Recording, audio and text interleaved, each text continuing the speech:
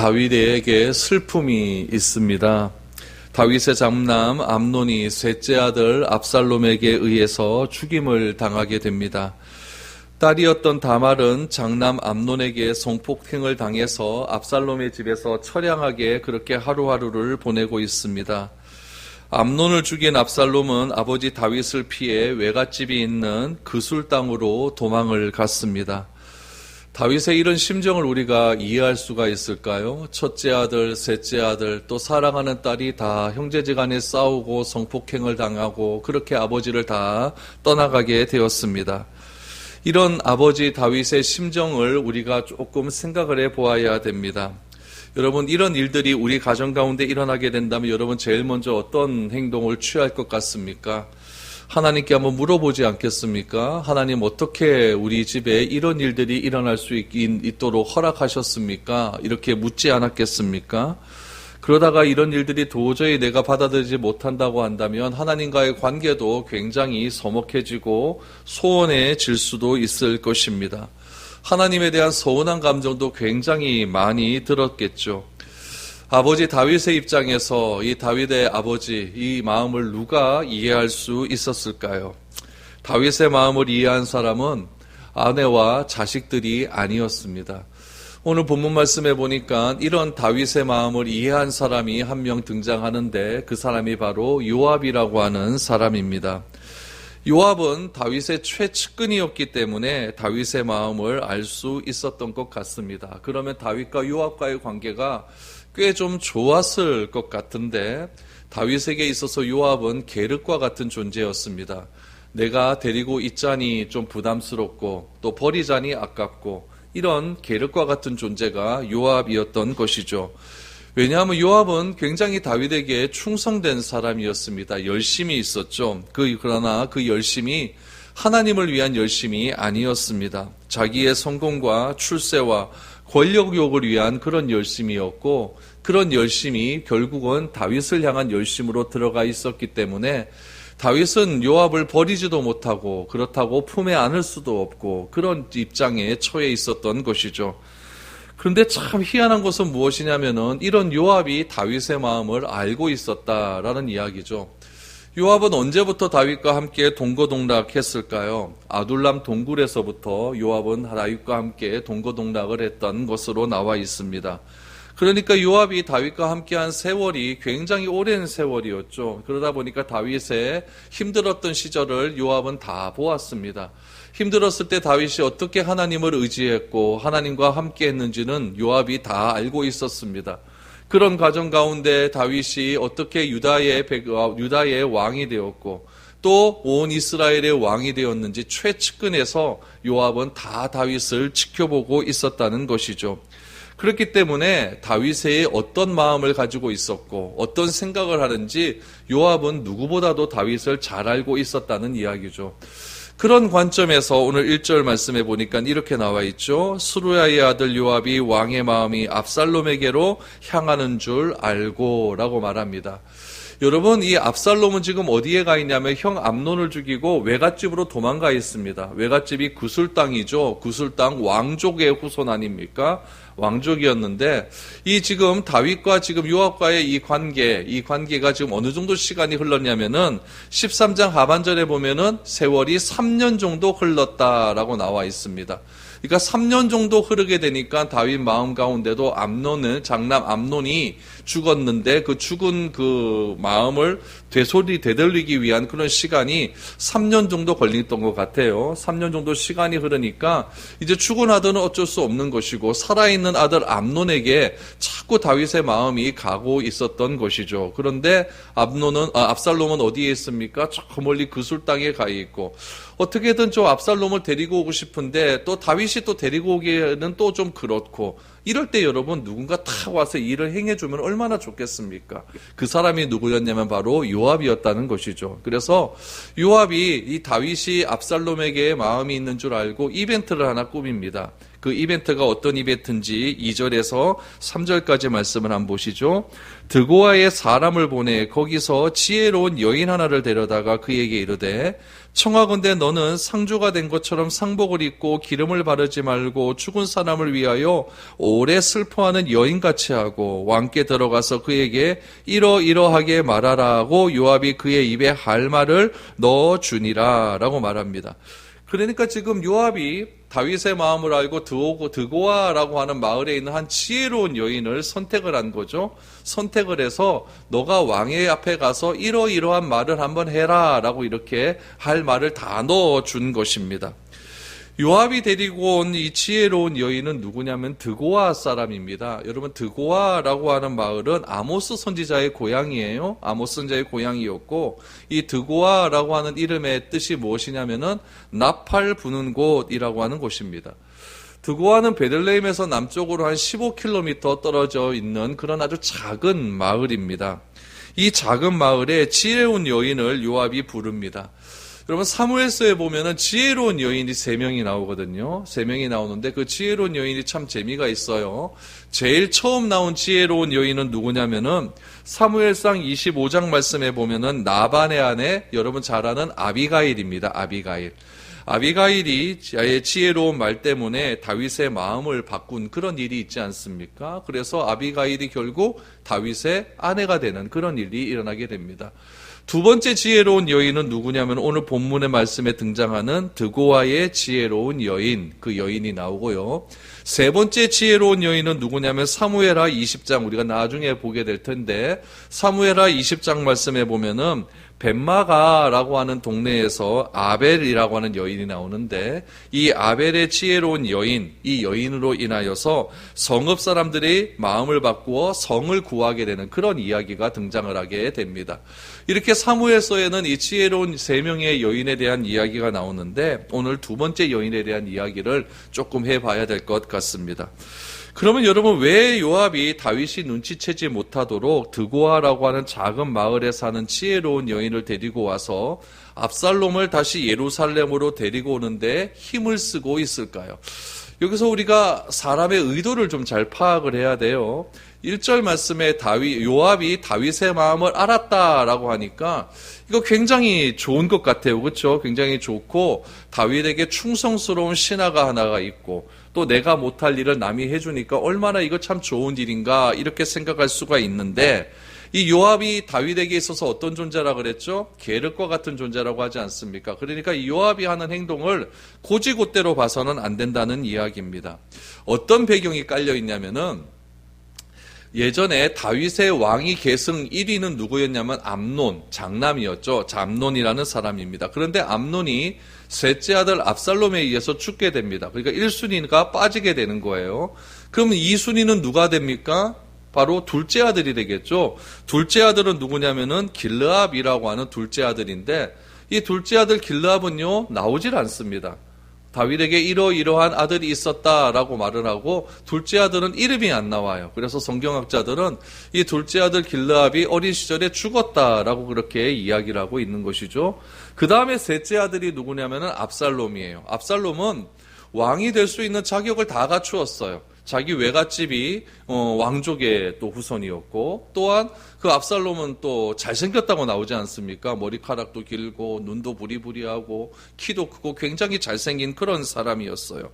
이런 이유로 요압은 왕위 계승에 굉장히 아주 앞장서 있는 이 압살롬에게 집중을 하기 시작을 하는 것이죠. 다윗은 어차피 이제 물러갈 사람인 것이고 이제 누구와 다윗의 뒤를 이어서 왕위가 될 것인가, 여기에 요압이 관심이 많았던 것이죠.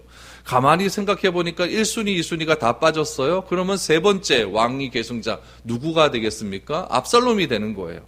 이 압살롬에게 이 요압이 그 마음이 가기 시작하는 겁니다. 그래서 압살롬을 예루살렘으로 데리고 오고 이 압살롬이 다윗의 뒤를 이어서 왕이 된다고 한다면 이 모든 공이 누구에게로 돌아가겠습니까? 이 요압에게로 돌아가는 것이죠. 그러니까 요압이 다윗 이후에 그 다음에 이스라엘의 왕이 될 사람이 누구인지를 예측을 하고 자기의 권력욕, 자기의 신상을 보호하기 위해서 압살롬을 데리고 오게 하는 그런 계략을 꾸미게 되었다라는 이야기죠. 그래서 이 드고아는 굉장히 작은 마을이거든요.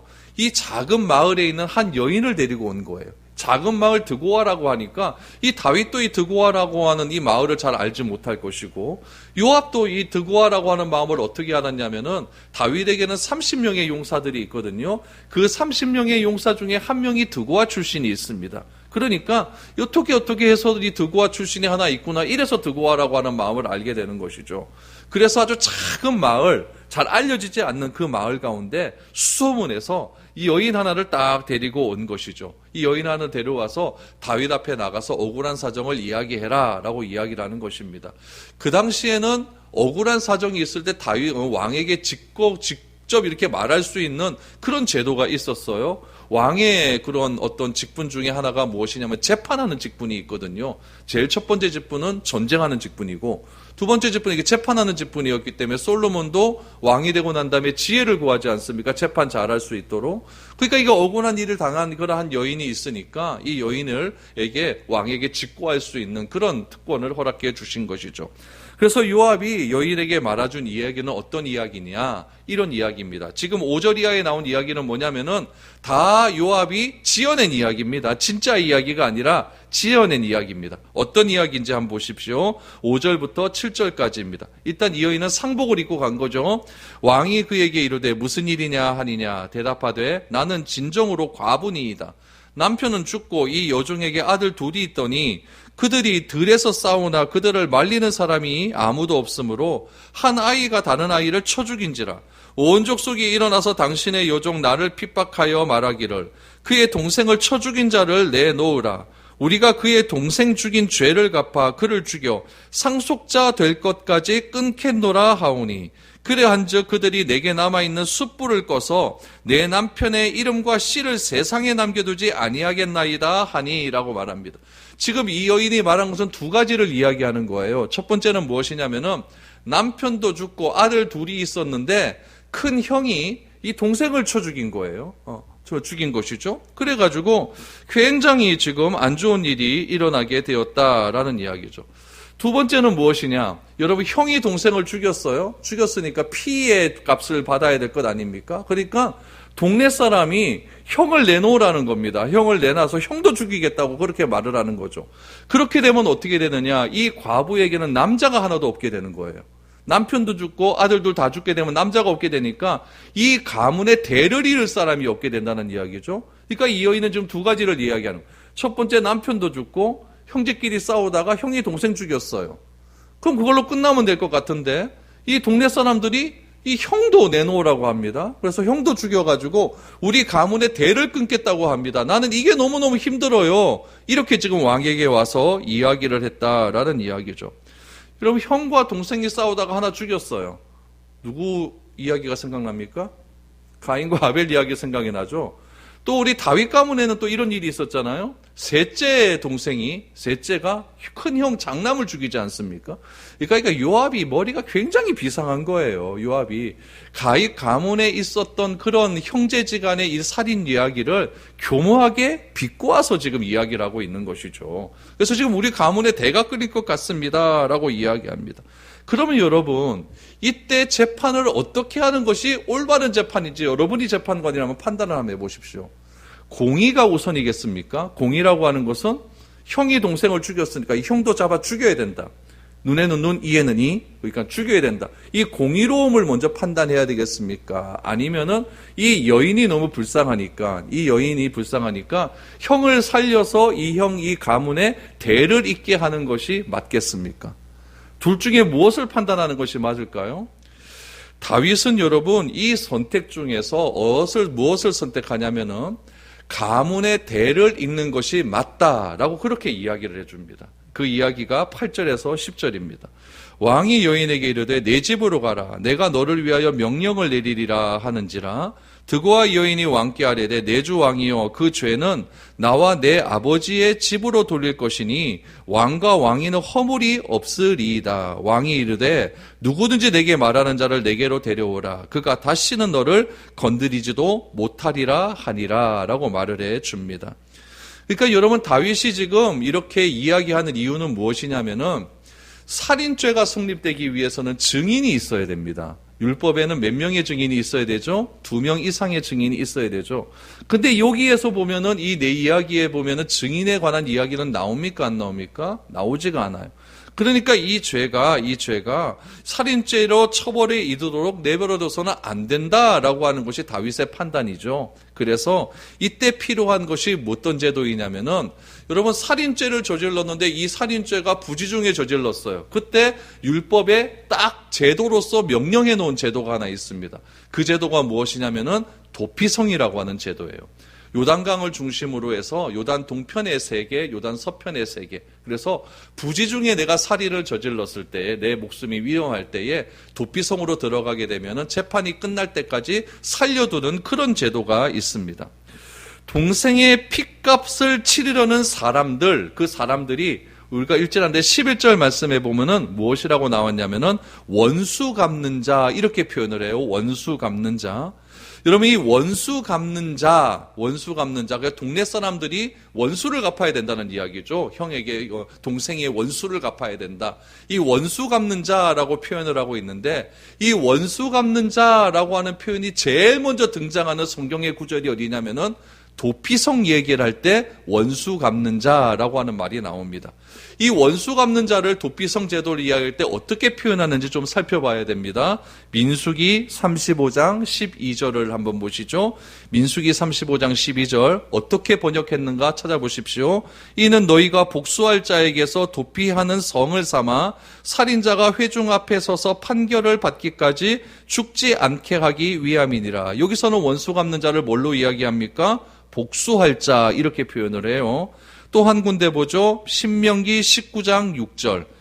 그 사람이 그에게 본래 원한이 없으니 죽이기에 합당하지 아니하나 두렵건대 그 피를 보복하는 자의 마음이 복수심에 불타서 살인자를 뒤쫓는데 그 가는 길이 멀면 그를 따라잡아 죽일까 하노라. 여기는 뭐라고 나옵니까?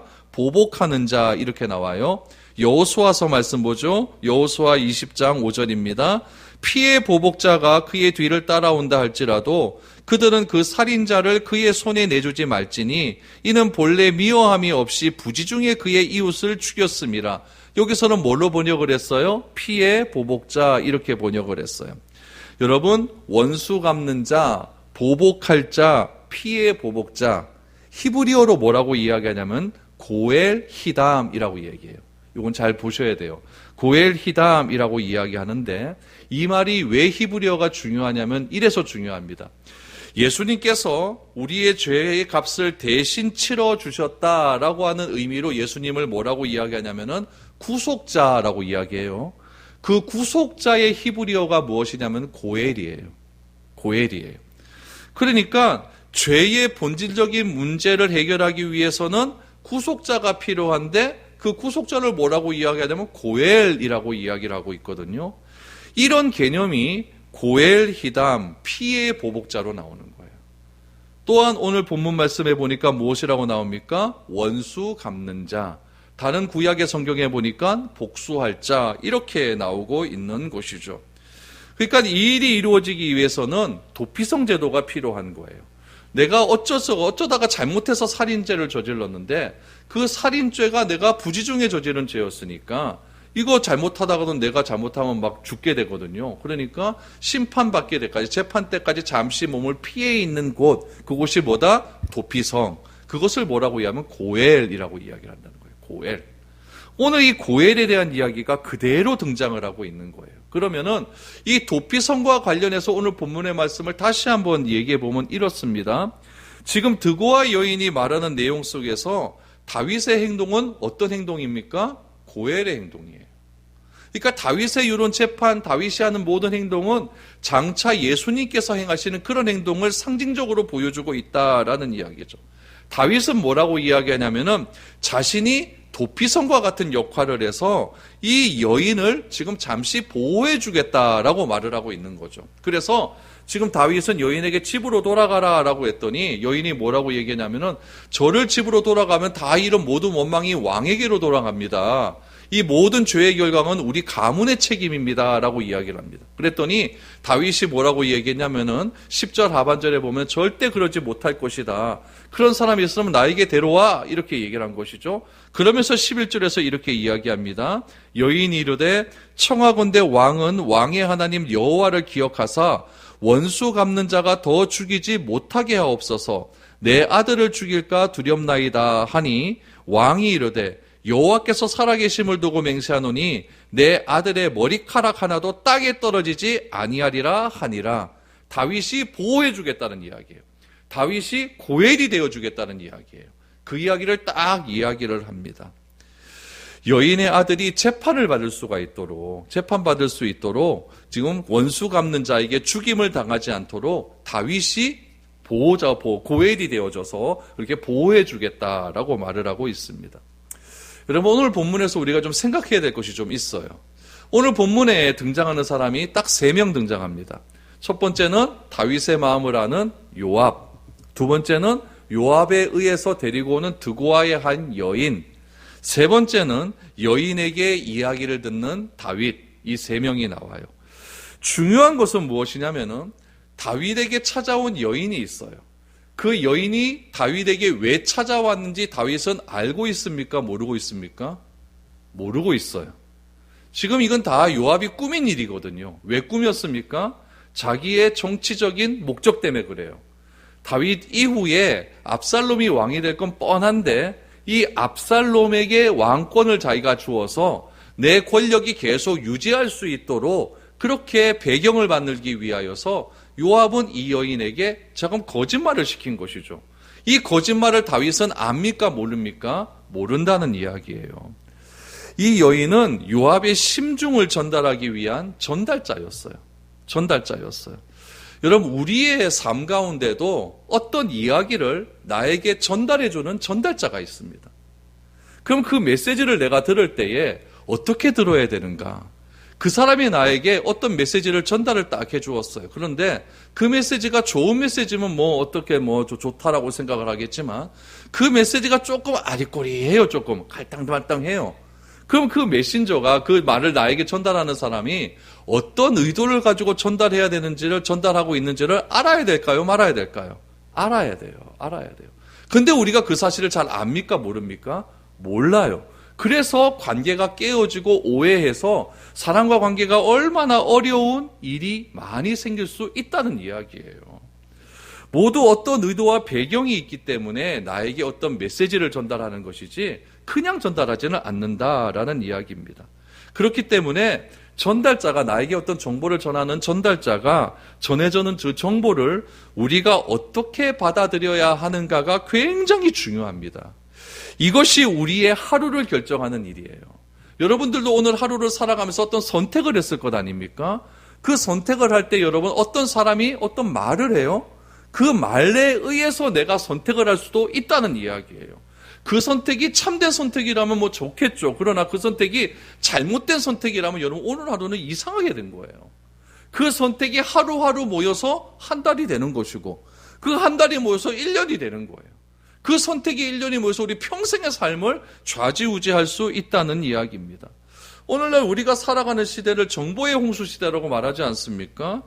누군가에게 나에게 정보를 전달하기 위해서 보낸 사람이 만나기 쉽지 않을 수도 있어요. 그러나 요즘에는요, 컴퓨터만 키면요, 스마트폰만 열면요, 카카오톡으로 날라오는 메시지만 보면요, 나에게 엄청난 정보가 옵니다. 요즘은 유튜브라고 하는 또 정보 매체가 있지 않습니까? 조금 이상한 일만 있으면 유튜브만 딱 클릭만 하면요, 정보가 얼마나 쏟아져 나오는지 몰라요. 오늘 연예인 하나 또 자살했잖아요. 그것도 여러분 몰랐는데 그냥 저도 딱 눌렀더니 속보 그래서 딱 뜨는 거예요. 여러분 서울에서 있었던 종로에서 있었던 일을 여러분 대구에서 그걸 어떻게 알겠습니까? 정보가 막 쏟아지는 거죠. 그 사람 하나 죽은 것 같고 지금 여러분 얼마나 많은 메시지가 쏟아져 나오는지 아십니까? 어떤 사람은 이래서 쏟아져 죽었다. 어떤 사람은 저래서 죽었다. 이걸 우리가 어떻게 판단할 수가 있겠습니까? 어떤 배경에서 그 사람이 죽었는지, 어떤 의미에서 죽었는지 어떻게 알 수가 있냐는 이야기죠. 그래서 여러분, 이 정보의 속성을 우리가 바로 알아차리지 못한다면은 잘못된 결정과 선택을 할 수밖에 없다라는 이야기예요. 오늘 본문에서 우리에게 알려주는 건 무엇이냐면은 이 메신저의 중요성입니다. 어떤 사람이 나에게 정보를 주느냐, 그 정보를 전달한 사람의 배경과 의도가 무엇인가, 이것을 잘 파악해야 된다는 이야기. 두 번째, 또 한 가지 생각해야 될 것은 무엇이냐면은 다윗의 마음을 가장 잘 아는 사람이 누구로 나옵니까? 아내가 아니에요. 가족이 아니에요. 누구예요? 요압으로 나옵니다. 내 생각과 마음을 누군가 다 안다라고 생각한다면 여러분 어쩌면 그것이 부담일 수 있어요. 무슨 말만 하면은 너 왜 그 말 했어? 다 아는 사람이 있어요. 아주 오랜만에 관계를 맺으면 다 아는 사람이 있다는 이야기죠. 너무너무 내 마음을 잘 아니까 그게 부담이 될 수가 있어요. 그래서 내 마음을 아무에게도 열지 않는다고 한다면 여러분 그것 또한 편한 일이 아닐 수 있어요. 내 마음을 다 공개하기 싫어서 사람과 이야기할 때 그냥 가식적으로만 얘기한다면, 내 마음을 전달하지 않는다면 여러분 그것이 어떻게 올바른 인간관계가 일 수가 있겠습니까? 그런 의미에서 무엇이 중요하느냐? 나의 마음을 다스리는 일이 그래서 중요하다는 이야기예요. 이처럼 여러분 내 마음을 살피는 일이 쉽습니까? 어렵습니까? 어려워요. 그런데 우리는 늘 남의 마음을 보는 것을 너무너무 좋아합니다. 이 요압도 누구 마음을 보는 걸 좋아하는 거예요? 늘 언제나 왕의 눈치를 보는 거예요. 왜 눈치를 봅니까? 나의 야망 때문에 눈치를 보는 것이죠. 그런데 남의 마음을 알 때 드러나는 것만 알면 좋은데, 남의 마음을 알 때, 저 사람은 저래서 행동하는구나 라고 마음을 알면 좋은데, 우리가 남의 마음을 알 때, 남의 말을 뒷담화할 때 그 드러나는 것만 이야기합니까? 절대 그렇게 이야기하지 않습니다. 내 추측과 내 상상을 거기다 다 집어넣어서 상대방의 생각과는 전혀 많은 해석과 예측을 그렇게 이야기한다는 이야기예요. 그러면 오해하는 경우가 많이 생기게 된다는 이야기죠. 남의 마음을 들여다보려고 그렇게 얘기할 때 꼭 등장하는 그 존재가 어떤 존재냐면은 사탄이 존재랍니다. 그래서 굉장히 이상한 쪽으로 그 사람을 판단하고 정죄해버리는 그런 일들이 우리 가운데 너무나 많이 있게 된다는 이야기죠. 이러한 사람의 약함을 잘 알기 때문에 여러분 종교가 등장을 하는 거예요. 여러분 요즘은 마음을 잘 다스림의 종교가 요즘 굉장히 유행을 해요. 여러분 요가 이런 건 마음을 정리하는 종교 아닙니까? 도교, 여러분 도교라고 들어보셨어요? 노장 사상인데 이 도교는 뭐냐면 내가 참 마음을 잘 다스리면은 신선이 될 수 있다라고 하는 그런 종교예요. 우리나라의 최초의 목사님 중에 한 분이 길선주 목사님이라고 들어보셨죠? 그 길선주 목사님이 도교의 최고봉까지 올라간 사람입니다. 도교의 최고봉까지 올라가서 완전히 신선의 경지까지 이르렀던 사람이 복음을 받아들여서 목사님이 된 거예요. 그러니까 여러분 이게 굉장히 재미있는 일이죠. 이 도교나 여러분 선불교, 요가 같은 것의 가장 최우선의 목표는 무엇이냐면은 마음 수양입니다. 내 마음을 다스리는 거예요. 그래서 마음을 다스리기 위해서 뭘 하느냐? 명상하고 참배를 향해서 수양을 하게 되면 내 마음이 정화된다라고 이야기하는 것이죠. 여러분 성화가 아니라 정화가 되는 거예요. 정화는 뭐냐면 내 마음의 감정을 누르는 거예요. 계속 이렇게 누르는 것이죠. 그래서 내 마음을 가라앉게 하는 것이 마음을 다스리는 일이에요. 그리스도인은 마음을 수양하는 사람이 아닙니다. 왜냐하면 성경은 우리 인간의 마음이 가장 악하다고 말하고 있기 때문에 그렇습니다. 인간의 마음이 가장 부패하다고 말하고 있기 때문에 그래요. 그래서 내 마음을 내가 아무리 정화한다고 해서 내 안에 있는 죄의 뿌리가 없어지는 것이 아닙니다. 참다가 폭발해버리는 것이죠. 그러므로 우리의 마음을 어떻게 해야 되냐? 하나님께 드리는 작업이 중요합니다. 내 생각의 골을 자꾸 갈아엎어야 돼요. 무엇으로요? 말씀으로 갈아엎어야 돼요. 그래서 말씀을 통해서 내 마음이 항상 새로워지게 만들어야 된다는 이야기죠. 추운 겨울이 지나고 따뜻한 봄이 될 때 여러분 밭을 다 뒤집어 엎지 않습니까? 그래야만 새로운 싹이 나듯이 우리 마음과 있는 죄로 인하여 단단해진 마음을 말씀으로 자꾸 뒤집어 엎어야 된다는 이야기예요.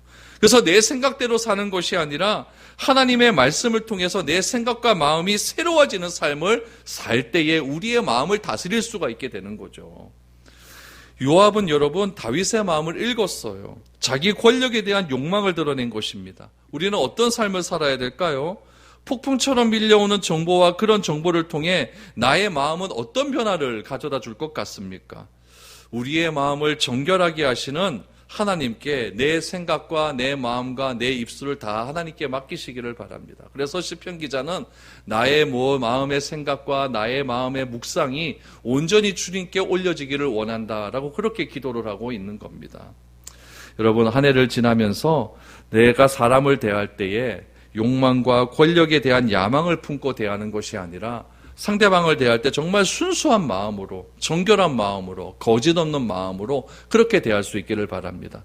요압과 같이 나의 권력 때문에 한 사람을 이용해서 다른 사람들을 속이고 거짓말하는 그런 삶이 아니라 진짜 정결한 마음으로 그렇게 사람을 대함을 통하여서 우리의 마음을 잘 다스려 성화의 삶, 그리스도를 닮아갈 수 있는 믿음의 삶이 우리 가운데 넘쳐날 수 있기를 축복드립니다.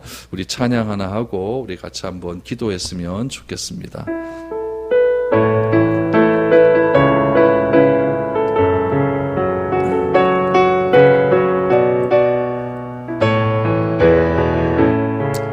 감사하신 하나님, 감사하신 하나님,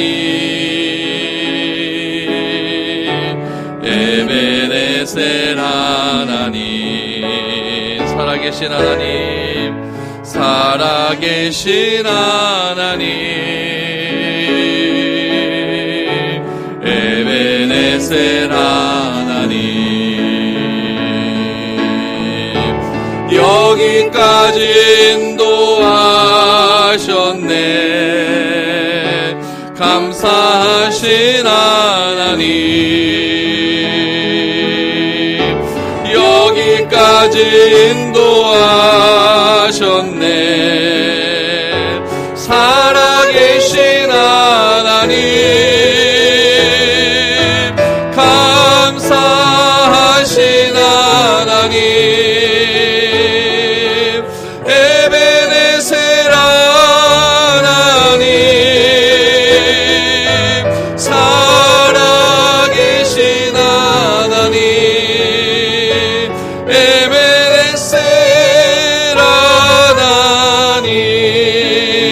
감사하신 하나님, 감사하신 하나님,